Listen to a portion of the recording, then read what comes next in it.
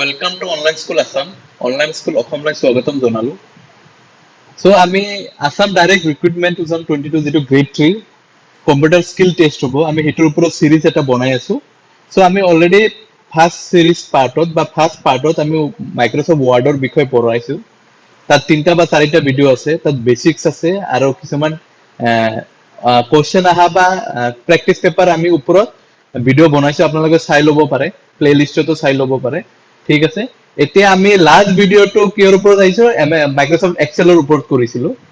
মাইক্ৰোসফট এক্সেলৰ আমি বেসিক শিকিছিলো। এতিয়া এইটো ভিডিওটো হ'ব কি মাইক্ৰোসফট এক্সেলৰ ওপৰত এটা প্ৰেক্টিস টেষ্ট কৰিম আমি, বা কোনোবা এক্সামত আহা কোৱেশ্চন আমি এটা মাইক্ৰোসফট এক্সেলত আমি ডাইৰেক্টলি ইয়াত প্ৰেক্টিকেল কৰিম। ঠিক আছে, আপোনালোকে ভিডিওটো ভালকৈ চাব। আৰু আমি ধন্যবাদ জনাইছো যোনে যোনে আমাৰ চেনেলটো সাবস্ক্ৰাইব কৰিছে, আৰু যোনে যোনে ফাৰ্স্ট টাইম আহিছে সিহঁতে প্লিজ সাবস্ক্ৰাইব কৰক, শ্বেয়াৰ কৰক ভিডিওটো, বেল আইকনটো নটিফিকেশন আইকন বা বেল আইকনটো আপোনালোকে ক্লিক কৰক। ঠিক আছে, সো এইটো ভিডিওত আমি এটা প্ৰেক্টিস টেষ্ট কৰিম। প্ৰেক্টিস টেষ্টটো আমি ফাৰ্স্ট কোৱেশ্চনটো চাও যে কোৱেশ্চনটো কেনেকৈ আহিছে, আৰু on basis of that question we will solve it বা we will do practical on in Microsoft Excel. okay, এইটো কোয়েশ্চনৰ ওপৰত আমি বেসিস কৰি আমি Microsoft Excelৰ আমি প্ৰেক্টিকেল টেষ্ট কৰিম। ডাইৰেক্ট আপোনালোকক দেখাই দিম কেনেকৈ কৰিব লাগে, আৰু শৰ্টকাট মেথডত কৰিম, ইজি ভাবে কৰিম। আৰু আপোনালোকে যিমান মানে আপোনালোকে ইজি ভাবে আপোনালোকে বুজিব লাগিব থিওৰিটো কি আমি কৰি আছো, কম টাইমত কৰিব লাগিব। ঠিক আছে, কম টাইমত আমি মানে টেকনিকটো শিকাই দিম। ঠিক আছে, আমি কোয়েশ্চনটো চাও। সো কোয়েশ্চনটো এনেকুৱা ধৰণৰ আহিছিল। কোয়েশ্চনটো আমি ফাৰ্স্টত পঢ়ি চাও কি আহিছিল। Prepare the following marksheet. ঠিক আছে, prepare the following marksheet using Microsoft Excel based on the initial data provided. So কি কৰিব দিছে, মাৰ্কশিটটো এইটো মাৰ্কশিটটো বনাব দিছে ইউজিং মাইক্ৰোসফট এক্সেল। কিহেদি বনাব দিছে, ওয়াৰ্ডত নহয় এক্সেলত বনাব দিছে। Based on initial data provided, initial data মানে এইখিনি ডাটাটো প্ৰভাইড কৰিছে, অন বেসিস অফ ইটো আপোনালোকে এইটো কৰিব লাগিব। You are required to complete the statement in all respect using various Excel formula technique. Microsoft Excelৰ ফৰ্মুলাৰ ওপৰত আমি লাষ্ট ভিডিওত কৈছিলো ফৰ্মুলাটো কেনেকৈ লিখিব লাগে, বা অলপ বেসিক আমি ফৰ্মুলাৰ বিষয়ে কৰিছিলো, সামৰ ওপৰত কৰিছিলো। আৰু যোনে ভিডিওটো চোৱা নাই আই বটনৰ ভিডিওটো দিয়া থাকিব, আপোনালোকে চাই ল'ব টেকনিক। তাৰপিছত কি কৈছে, print the table in A4 paper, okay, and the table should be arrange in descending order of percentage. Okay, এইটো আমি চাই ল'ম, এইটো বহুত important, descending order in percentage এইটো কি দিছে। তাৰপিছত কি দিছে এইটো চাই লওক। আমি অলপ টেবলটো ষ্টাডি কৰো। টেবলটো কেনে সিরিয়াল নাম্বার আছে, name of student, subject 1, subject 2, subject 3, subject 4, subject 5, okay, star mark দিয়া আছে, total marks percentage. Okay, subject 5 is based on equivalent performance of subject 2। মানে equivalent performance মানে কি এটা বুজিব লাগিব। equivalent performance subject 2 যিমান মার্ক আছে equivalent performance subject 5 ৰ হৈছে। equivalent subject এটা ইম্পৰ্টেন্ট, আপোনালোকে অলপ লজিক লগাব লাগিব। এটা লজিক্যাল ৰিজনিং আহি গৈছে। কি হয়, সাবজেক্ট 2 ত 150 মার্ক আছে, কিন্তু সাবজেক্ট 5 ত কিমান মার্ক আছে, 50 মার্কস। মানে 150 ভিতৰত কিমান পাইছে, 135। সো পার্সেন্টেজটো এটা উলাই ল'ব লাগিব অন বেসিস, একে পার্সেন্টেজ মানে 50 মাৰ্কৰ ওপৰত আপোনালোকে দিব লাগিব। সাপোজ 135 150 পাৰ্সেন্টেজৰ কিমান হয়, নিয়াৰলি 80%। সো 50 মাৰ্কসৰ 80% কিমান হ'ব হেতু আপোনালোকে বহাব লাগিব। ঠিক আছে, আমি যেতিয়া কৰিম এটা আমি বুজি যাম। ঠিক আছে, আমি এতিয়া আমি কি কৰিম, ক'ত কৰিব লাগিব, এক্সেলত কৰিব লাগিব। সো আমি এটো দুটা স্ক্ৰিনত আমি এটো ৰাখি লম, এটো সাইডত। ঠিক আছে, এটো সাইডত আমি ৰাখি লম। ঠিক আছে, এটো আমি সৰু কৰি লও, এটো ইয়ত আছে, এটো সৰু কৰি লও। এটো মানে এডব ৰিডাৰ হয়। এতে এক্সেল আমি নতুনকৈ ক্ৰিয়েট কৰো, নিউ মাইক্ৰোসফট এক্সেল কিবা এটা নাম দিও, প্ৰেক্টিস টেষ্ট পেপাৰ পেপাৰ 1। ঠিক আছে, এটো খুলিলো। ঠিক আছে,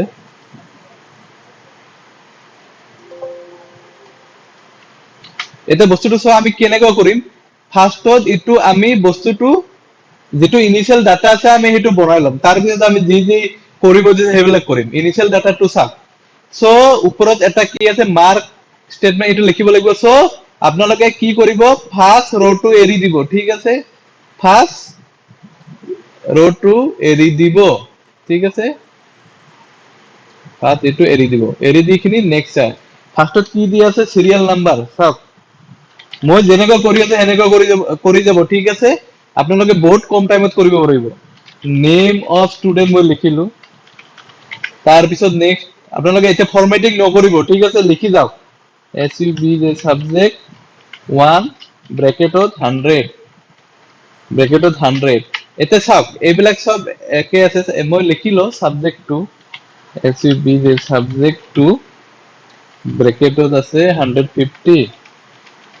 ঠিক আছে এটা সব আপোনালোকে কেনেকৈ কৰিব এই বস্তুটো টানি দিব পাৰে টানি দিলে বস্তুটো কি হ'ব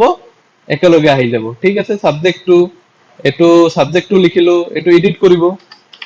সাবজেক্ট 3 মই এডিট কৰিলো সাবজেক্ট 3 টো হল 100 মার্ক দিলো সাবজেক্ট এটো 4 হ'ব টাইম কম লাগি আছে এডিট কৰোতে আৰু জনে মানে টাইপ ফোনকালে কৰে হিয়তে টাইপ কৰিব পাৰে সাবজেক্ট 4 হল 50 মাৰ্কস সাবজেক্ট 4 হল 50 মাৰ্কস ঠিক আছে সাবজেক্ট 5 হল মই এডিট কৰি আছো সাবজেক্ট 5 হল 50 মাৰ্কস সাবজেক্ট 5 হল 50 মাৰ্কস ট্যাব মাৰি যাব তাৰ পিছত টোটাল 450 পার্সেন্টেজ PRCENT মই লিখিলো ঠিক আছে এতিয়া চাওক এই বস্তুটো আপোনালোকে এই বস্তুটো চাওক এই হিডেন হৈ আছে এটো গুছাবলৈ কি কৰিব লাগিব চাওক গোটেইখিনি সিলেক্ট কৰিব অটোমেটিক এডজাস্ট হৈ যাব গোটেইখিনি সিলেক্ট কৰিলে না নাই গোটেইখিনি সিলেক্ট কৰাৰ পিছত এইটো চাওক এৰৰটো আহিছে নহয় এৰৰটো ডাবল ক্লিক কৰি লব বুজি পালে আৰু একবাৰ বুজাই দিছো মই এটো আগত এনেকুৱা আছিল এটো সিলেক্ট কৰি লব এইখিনি ওপৰত যাব এৰো মাৰ্কটো এনেকৈ আছে না ডাবল ক্লিক কৰিব ঠিক আছে এনে কৰিব ডাবল ক্লিক কৰিব বুজি পালে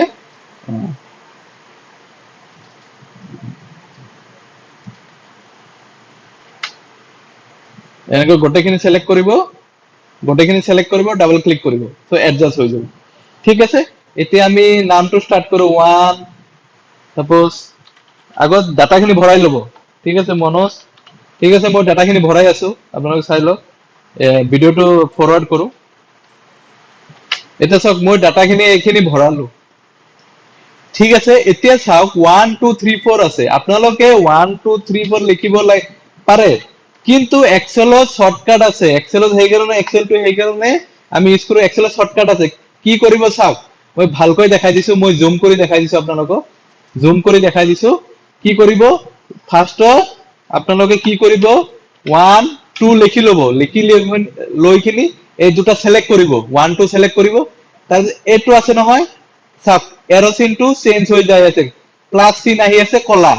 আপনি এটো লৈখিনি ডাবল ক্লিক কৰিব লেফট ডাবল ক্লিক কৰিব চাওক অটোমেটিক্যালি ফিল আপ হৈ যায় আছে আকৌ একবাৰ বুজাই দিছো কি কৰিব চাওক 1 2 লিখি লব এই দুটা একেলগে সিলেক্ট কেনে কৰিব এটো সিলেক্ট কৰিব লেফট মাউস টিপি কিনি ড্ৰ্যাগ কৰিব ড্ৰ্যাগ কৰিলে এই কোণাত লৈ যাব কোণাত লৈ গলে চাওক এৰো চিনটো চেঞ্জ হৈ যায় আছে প্লাস ডাঙৰ প্লাসৰ পৰা সৰু প্লাস হৈ আছে চাওক কলা প্লাস হৈ আছে ডাবল ক্লিক কৰিব অটোমেটিক্যালি ফিল আপ হৈ যাব ঠিক আছে আমি নেক্সট আমি কি কৰিম চাওক আমি নেক্সট কি কৰিম আমি এইখিনি মানে চাওক এইবিলাক মানে দাগ আছে নহয় কলা কলা দাগ আমি এটো দি লম আগত কি কৰিম চাওক এই গোটেইখিনি কিমান আছে এই গোটেইখিনি সিলেক্ট কৰি লম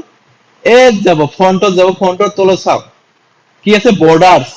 এটো তলত বৰ্ডাৰ হ'ব এটো ওপৰত হ'ব চাওক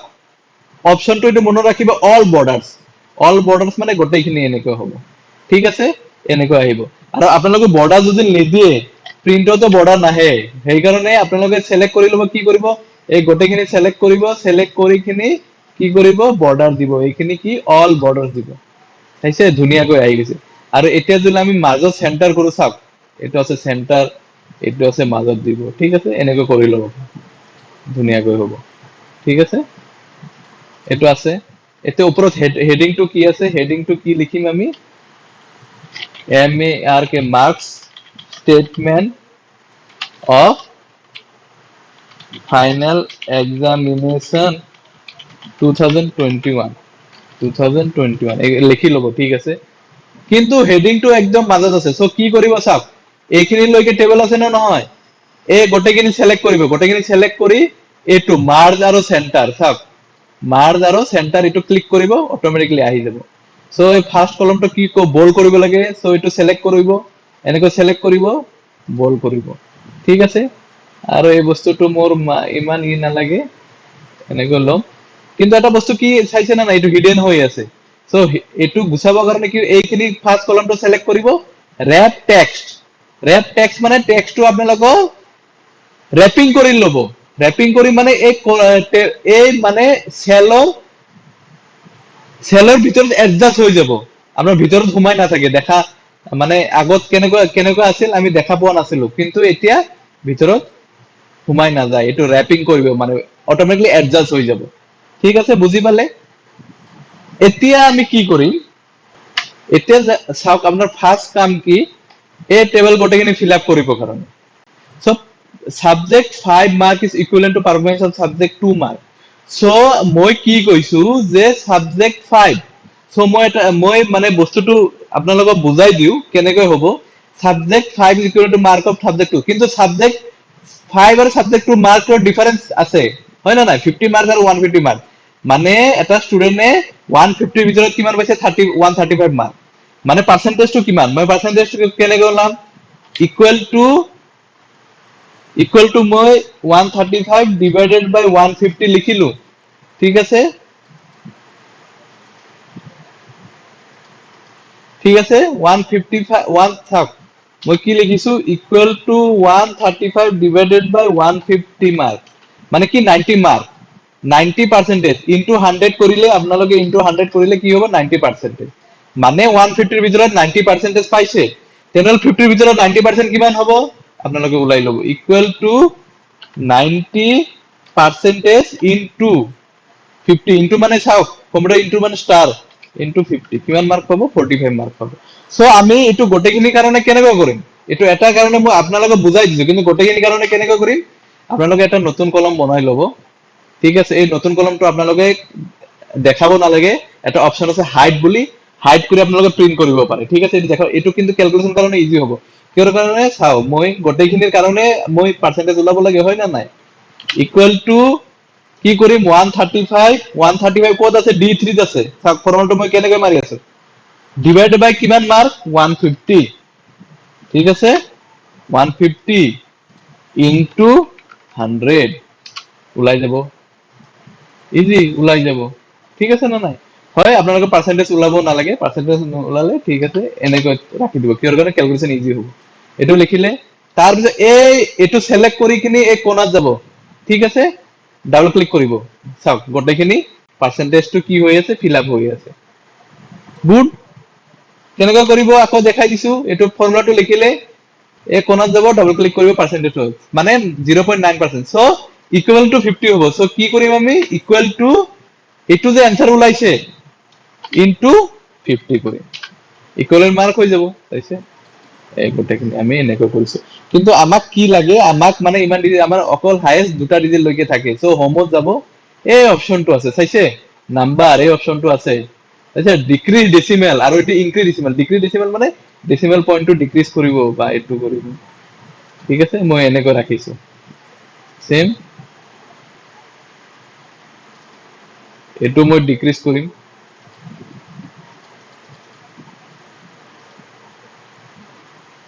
ঠিক আছে মই এনেকৈ ৰাখিলো হৈ গল তাৰ পিছত কি কৰিব এটো তো দেখাব না লাগে এটো কি কৰিব এটো সিলেক্ট কৰি ৰাইট ক্লিক কৰি কি কৰিব হাইড কৰি দিব এটো গুছি যাব এটো ভিতৰৰ হিডেন হৈ আছে কিন্তু আমাৰ ফৰ্মুলাটো ওকে সো ইকুইভ্যালেন্ট মার্কটো কিমান হয় ইকুইভ্যালেন্ট মার্ক অফ সো কি লিখিছে ইয়াত চাওক subject 5 is based on the equivalent marks of subject 2 marks ঠিক আছে কোনোবা যদি বুজি নাপায় কমেন্ট কৰিব ঠিক আছে এটো অলপ ম্যাথমেটিক্যাল ফৰ্মুলা আছে এতিয়া টোটালটো কিমান ইজি টোটালটো কিমান ইকুৱেল টু 100 100 200 300 450 টোটালটো কিমান হয় চাওক টোটালটো কিমান হ'ব টোটালটো a2 plus a2 plus a2 plus a2 plus ঠিক আছে a2 আহা নাই ৰব এটো বা আপোনালোকে কেনেকৈ দিব ইকুয়াল টু সাম এটো যদি প্রবলেম হয় সাম ইকুয়াল টু এটো কলন এই লাস্ট দি দিব গটেখিনি সিলেক্ট হৈছে না গটেখিনি সাম দি দিব এনেকৈ কৰিব গটেখিনি সাম আহি যাব ডাবল ক্লিক কৰিব 12টা অপচন আছে ধুনিয়া অপচন আছে এই লকে গটেখিনি সিলেক্ট কৰিব মানে এই জিবলাক কাম কৰিব আৰু এনসাৰটো কোড দিব হেটো সিলেক্ট কৰিব লাগিব এইটো এটা আছে অটো সাম চাইছে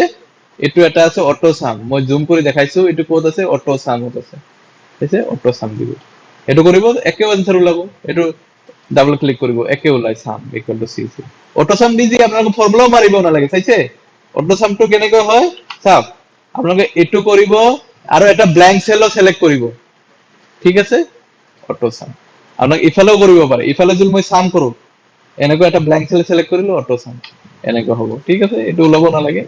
এটো কৰিম ডাবল ক্লিক এটা পার্সেন্টেজটো কি হয় ইকুয়াল টু এটো ডিভাইডেড বাই কিমান হ'ব টোটাল মার্ক কিমান 450 ইনটু 100 এটো মানে পার্সেন্টেজ হয় এটো আমি মই ডাবল ক্লিক কৰি দিলো কিন্তু আমার ইমান না লাগে আমার কিমান ডিক্রিজ লাগে আমার হাইয়েস্ট দুটা ঠিক আছে আমি দুটা লকে রাখি দিম উলাই গল ইজিলি পার্সেন্টেজ উলাই গল এতিয়া কি কইছে হিওতে print A4 table and should be arranged in descending order of percentage মানে descending order of percentage মানে কি যার পার্সেন্টেজ টু একদম হাই বেশি হিওতে একদম উপৰত থাকিব সো এটো বহুত ইম্পৰ্টেন্ট হয় সাফ মই কেনেকৈ কৰিছো আপোনালোকে চাই লওক মই জুম কৰি দিছো এই গোটেইখিনি সিলেক্ট কৰি লব এই গোটেইখিনি উপৰখিনি নহয় এটো তো কনস্ট্যান্ট থাকিব এই গোটেইখিনি সিলেক্ট কৰি লব এই গোটেইখিনি সিলেক্ট কৰি লব ইনক্লুডিং এইটো হেডিং টু সিলেক্ট কৰিব তাৰ পিছত কোড যাব ডাটাত যাব ডাটাত যাইখিনি কি কৰিব সৰ্ট মানে সৰ্টিং কৰিম কিহৰ ওপৰত কিহৰ বেসিসৰ ওপৰত আমি সৰ্ট কৰিম সাব কিহৰ বেসিসৰ ওপৰত সৰ্ট কৰিম ডিসেন্ডিং অৰ্ডাৰ অফ পাৰ্সেন্টেজৰ ওপৰত মই সৰ্ট কৰিম সো কি কৰিব এই গোটেইখিনি ডাটাটো সিলেক্ট কৰিব কেনেকৈ সিলেক্ট কৰিব বহুত কেটা মেথড আছে আপোনালোকে কি কৰিব এটো সিলেক্ট কৰিব লেফট মাউস টু ক্লিক কৰি থাকিব এনেকৈ যাব তাৰপৰ এনেকৈ মুছি দিব মানে ড্ৰ্যাগ কৰিব এটো এটা সিলেকশন হ'ব আৰু এটা সিলেকশন কি সিলেক্ট কৰিব এটো শিফট টিপিব তাৰপৰ লাস্টৰ কলমটো টিপিব বুজি পালে কি টিপিব ফার্স্ট কলমটো টিপিব first column plus shift plus last cell first column নহয় ফার্স্ট সেল সিলেক্ট কৰিব তাৰপিছত শিফট টিপিব লাস্ট সেল সিলেক্ট কৰিব তাৰ মাজত যিমানখিনি সেল আছে গোটেইখিনি সিলেক্ট অটোমেটিক্যালি হৈ যাব বুজি পালে মই আকৌ কৰাই দেখাই আছো মানে এটো শর্টকাট হয় এটো শিফট বটন টিপিব কিবোর্ডত লাস্ট সেল গোটেইখিনি সিলেক্ট হৈ যাব এটা সর্টিং কৰিব কাৰণে কি সাকত যাম হোমত যদি থাকে মই ডাটাত যাম ডাটা ট্যাবত যাম সর্টত যাম সর্ট কিহৰ ওপৰত কৰিম সাক এটো কিছুমান মানে হেডিং না থাকিব পাৰে এটো কিন্তু মাই ডাটা হ্যাজ হেডাৰ মানে এটো হেডাৰ হয় হেকাৰণ টিক কৰিব হেডাৰটো লব সাক কোন কলমৰ ওপৰত মই সৰ্টিং কৰিম পাৰ্সেন্টেজ ওপৰত সো সিলেক্ট পার্সেন্টেজ কিমান